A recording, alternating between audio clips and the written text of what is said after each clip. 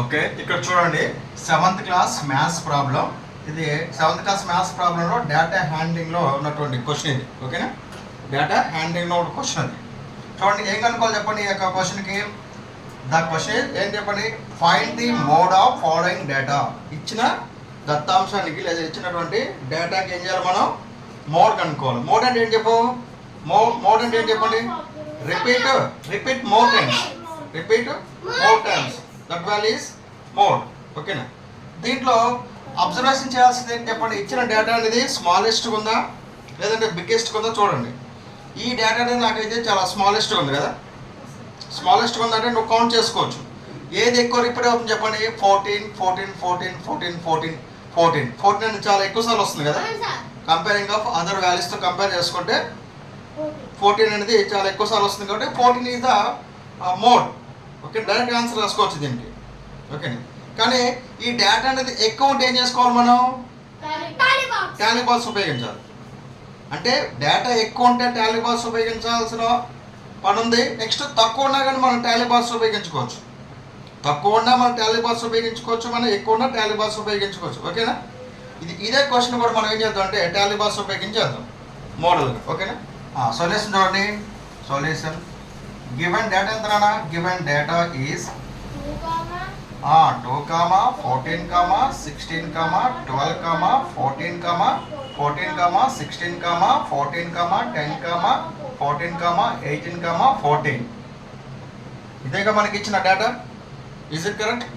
ఓకేనా, tables రాద్దామా. Table చెప్పండి. X values దీంట్లో ఏంది 2 తీసుకుంటున్నాను. 2 తర్వాత వచ్చేది 10 తర్వాత 12 తర్వాత 14 నెక్స్ట్ 16 తర్వాత 18 కదా.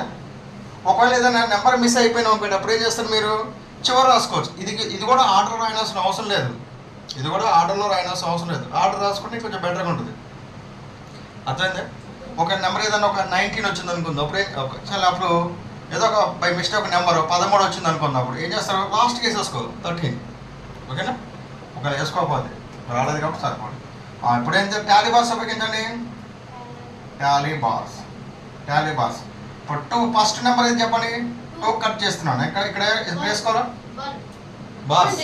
ఓకే, నెక్స్ట్ 14 బాక్స్ వేసుకుంటారా ముందుగా మీరు. చెప్పండి 1 time. Next 16. Okay, next 12 1 times. 14 1 times. 14 1 times. 16 1 time. 14 10 14. ఇక్కడ చూడండి 4 అయిపోయింది కదా. 4 ఇంకోటి వచ్చింది కదా. ఇప్పుడు ఏం చేయాలి, కట్. ఓకేనా, నెక్స్ట్ 18 14 ఇక్కడ 5 వచ్చింది కదా, ఇది 6 అనమాట. ఇక్కడ number of total number off frequency. ఓకేనా, టోటల్ నెంబర్స్ లేదా రిపీట్ మోర్ టైమ్స్ అని రాసుకోవచ్చు. ఓకేనా, టోటల్ నెంబర్స్ 2 అనేది ఎన్నిసార్లు వచ్చింది చెప్పండి మనకి.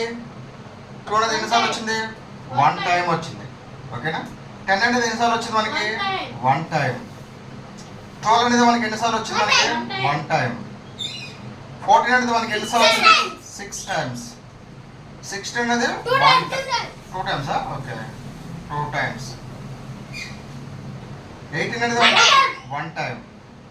ఇక్కడ చూడండి మనకి ఎక్కువ సార్లు ఏదో చెప్పండి దీంట్లో. దీంట్లో ఎక్కువ సార్లు 6 అనే టైం ఎక్కువ కదా దీంట్లో. ఓకేనా, 6కి ఎదురుకొందో రాయాలి ఆన్సరు. మనం 14 గురించి రాసినాం, ఇక్కడ 6 కాదు ఆన్సరు. ఓకేనా, 14 అనేది ఎన్నిసార్లు వచ్చింది ఇక్కడ, 6 టైమ్స్ వచ్చింది.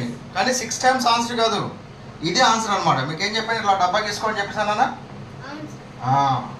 ఈ డబ్బా గీసుకున్నట్లయితే ఇదే ఆన్సర్ అవుతుంది. ఓకేనా, అందుకని 6 టైమ్స్ అనేది కాదు ఆన్సర్. ఏదో చెప్పండి, 14 అనేది 6 టైమ్స్ వచ్చింది. అప్పుడు ఏది రాయాలి, 6 రాయాలా 14 రాయాలా, 14. ఓకేనా, so that for mode is equal అని చెప్పండి. మోడ్ ఈజ్ ఈక్వల్ టు 14 బ్రాకెట్లో రిపీట్ 6 6 times. అంతే, that's mode. Okay, it's very simple కదా ఇది. అంటే నీకు ఇక్కడ ఏం చెప్తాను చెప్పండి, డేటా అనేది చిన్నగా ఇచ్చినా కానీ మనం టాలీ బాక్స్ ఉపయోగించవచ్చు. డేటా అనేది మనకు పెద్ద డేటా ఇచ్చారు చూసారా మీకు ఇందాక, ఇంకొక లైన్ ఇచ్చి ఇంకొక లైన్ ఇచ్చి ఇంకొక లైన్ ఇచ్చి అలా ఇచ్చాడు కదా, అప్పుడు కూడా మీరు టాలీ బాక్స్ ఉపయోగించుకోవచ్చు. ఓకేనా.